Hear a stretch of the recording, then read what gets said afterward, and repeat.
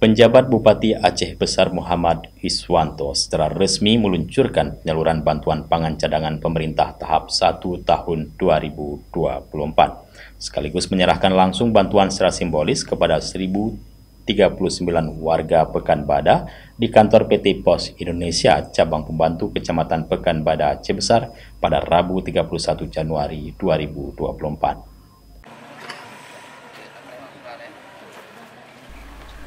Muhammad Iswanto menjelaskan bahwa penyaluran bantuan pangan pemerintah tahap 1 tahun 2024 sebagai upaya membantu masyarakat kurang mampu khususnya di Kabupaten Aceh Besar.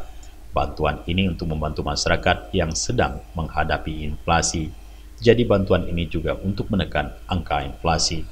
Muhammad Iswanto mengucapkan terima kasih kepada Presiden Jokowi atas semua programnya yang sangat menyentuh langsung masyarakat, seperti penyaluran beras, pasar murah, penyaluran bantuan ikan segar, dan penyaluran LPG tepat sasaran. Untuk penyaluran tahap pertama, Kabupaten Aceh Besar mendapatkan 40.169 keluarga penerima manfaat atau KPM, khusus Kecamatan Pekanbadak diperuntukkan untuk 26 kampung dengan jumlah 1.039 KPM.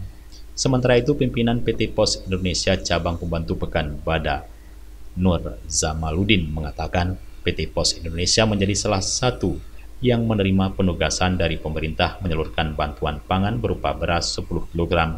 Tahun 2024 menyalurkan bantuan beras kepada 530.914 KPM di seluruh Aceh untuk Kabupaten Aceh Besar berjumlah 40.169 KPM.